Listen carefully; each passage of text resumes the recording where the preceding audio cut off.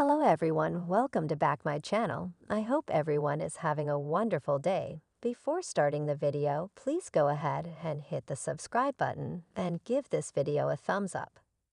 In Havenhurst, Phyllis and Sharon debate how to search for the camera without drawing attention. Sharon thinks they should just do it right out in the open. Who cares if they can see them dismantling the camera? Let him come and confront them. Phyllis likes this idea. They'll dare them to come in there. Sharon says it would give them a chance to get out of there. Phyllis tells her they should go one step further. Let's trash the place. That's sure to get him down there. Sharon nods at the suggestion. They've got some aggression to get out of their system. She walks over and clears a table and then asks Phyllis, "What are you waiting for?" In Nick's car, he tells Billy he should give Summer a call. Billy flashes to him and Nick coming together to figure out Sharon and Phyllis' disappearance. Nick concludes his call to Summer as Billy's reverie wraps up. He thinks Summer sounds scared. They recap that life has been a nightmare for months. First, Ian and Jordan, and now some other lunatic. Nick just hopes they get there in time. They agree that they won't let chance chase them off.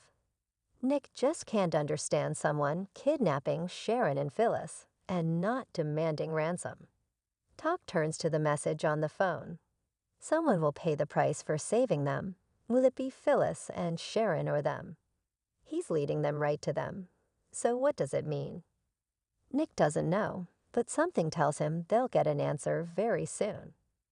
At Havenhurst, chances are to see the arrival of Billy and Nick, who vows to get the Newman security team to come out and back them up.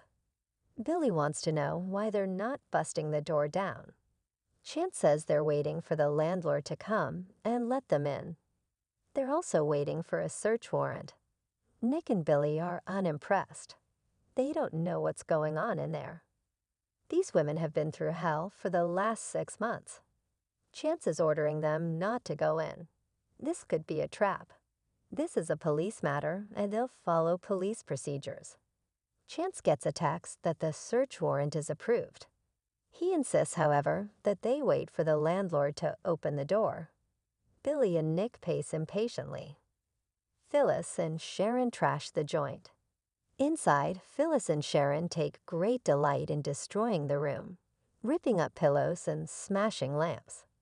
Sharon hollers about Ian Ward and Phyllis yells about Jordan, the devil's bride. Sharon screams about her driving her and sticking her in the sewer. Phyllis shouts about her running her off the road. Sharon cries, "This one is for poisoning my medication, making me out of my mind. I didn't know what I was doing.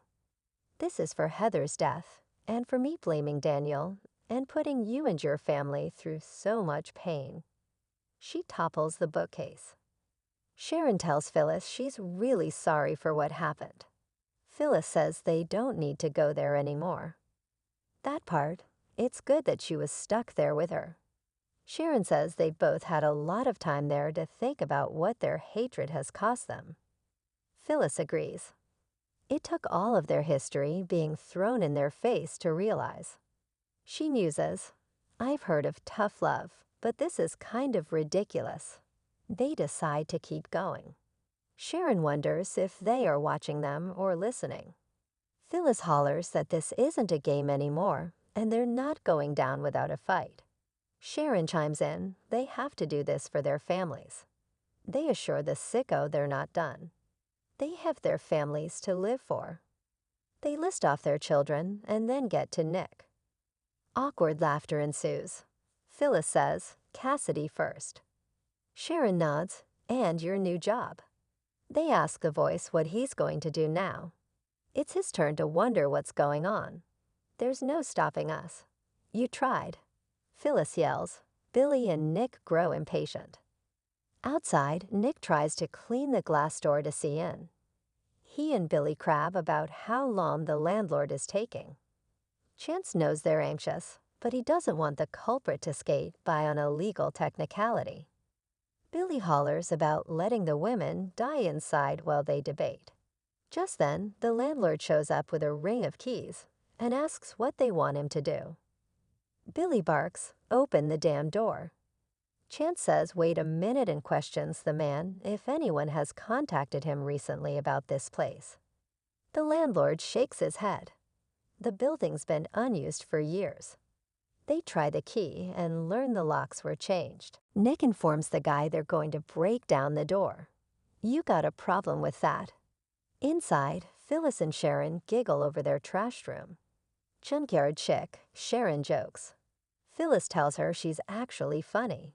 It took them being in the hellhole to realize it. Sharon asks, "What happens now?" Phyllis holds up the camera. "The voice can't see us, so I assume the voice will be upset." She expects a visit soon. Sharon thinks this will give them the upper hand, but she warns they'll probably show up with some sort of weapon. Phyllis decides they should find something to protect themselves with. Phyllis grabs a plastic object, and Sharon finds a thermos.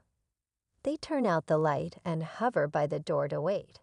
Outside, Chance tells Billy and Nick the door is made of shatterproof glass. He jimmies the lock and stops Nick from going in. The cops need to go first. They do, with Billy and Nick following them into the dark, a deadly new problem. In their room, Phyllis and Sharon hear a door closing far away. One of the burner phones gets a notification. It's another riddle. Not very sportsmanlike. "Ladies, you lose." Sharon thinks that's more like a death threat. Phyllis is sure he's coming for them. They take up their station at the door again. Phyllis reminds Sharon they are badasses after everything they've done in their lives to protect their families. Sharon nods, "We're survivors." Phyllis says, "Take my hand. We've got this." Suddenly, they hear a hissing noise, and the song starts playing again over the speaker. Sharon asks, "What is that?" Phyllis replies, "Oh my God, it's gas." Sharon asks, "Where is it coming from?" They start searching and Phyllis finds the source, but she can't turn it off. Choking, she takes a towel Sharon hands her to try and plug it. Outside, Chance and the others approach outside the door. They hear the music. Nick says he knows they're in there and calls out Sharon's name. In the room, Phyllis isn't able to stop the gas. She hollers to the voice that he won't win. As Sharon hands her another sheet, Chance calls out to them outside the door. Sharon tells Phyllis, "I heard someone." Phyllis warns they don't have a lot of time. Sharon tells her to get away from the gas pipe. She'll pass out if she doesn't move outside the door. Billy points out that none of the other rooms were locked. They start trying the door. Inside the room, Sharon notices the door handle moving and grabs her thermos as Phyllis passes out. Sharon raises the thermos over her head and waits. Phyllis starts coughing, and Sharon tells her to keep her mouth and nose covered. Suddenly, she hears Nick shouting to her. Sharon answers him. Billy asks if Phyllis is with her. She says she is, but she isn't doing well. They need to hurry. They holler at the women to back up so they can shoot off the lock. Sharon hollers that they can't, or it will cause an explosion. Nick says, "Ugh, then back up." With that, he kicks the door in. The men rush inside and Nick grabs Sharon. Billy rushes to Phyllis and holds her. "I've been looking for you." He urges her to stay with him. "I've got you." They agree they need to get them out of there. Who is the sicko? Later, at the ranch, Chance tells Billy and Nick that Sharon and Phyllis, sitting on the sofa, should go to the hospital to get checked out. Nick agrees, but the EMTs checked them out and said they could go home. Billy says they just want to be somewhere familiar. Nick asks if he's got anything new. Chance shakes his head. His guess is that this guy didn't leave much of a trail. This was carefully plotted out. The gas was programmed to go off if triggered. It's diabolical. A lot of thought and preparation went into this. It's not a random kidnapping. They can't understand who would do this or why. Joining the women, Nick asks how they ended up in the clinic. Phyllis and Sharon explain they were drugged and taken there separately. They woke up together and thought it was someone's idea of a joke. Phyllis guesses they thought she took Sharon out. She gave them ample reason to think that. She's sure the lunatic was hoping people would think that way. They don't know who the lunatic is, but he spoke to them in a distorted voice. They ask if Jordan or Ian is somehow still alive. Chance confirms they're not. They realize this is someone else. Phyllis says Jordan and Ian are garden variety psychopaths. Whoever this is, they are sick. It was like they liked to watch them suffer. They liked the game for their own entertainment. A game of cat and mouse, which ends when the mouse dies. Chance thinks they're all wondering who this person is. They have no idea. Phyllis says they always spoke in a distorted voice, playing games with them. Billy asks about the games. Sharon and Phyllis tell them about the riddles. The person knew a lot about them. Phyllis says at first she thought it was him trying to broker peace between them. Nick promises he didn't drug or kidnap them. Phyllis says it was only for a second she thought that.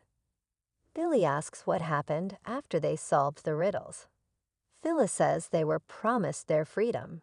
Sharon says it was lies, which escalated into them having to save each other's lives. Phyllis explains they were poisoned. They were being watched like rats in a lab, somebody's project. Billy and Nick reveal that the person led them right to them, also with riddles.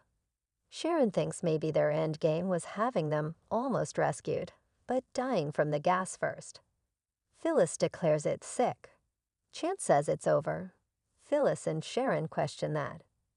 Whoever it is, they're still out there.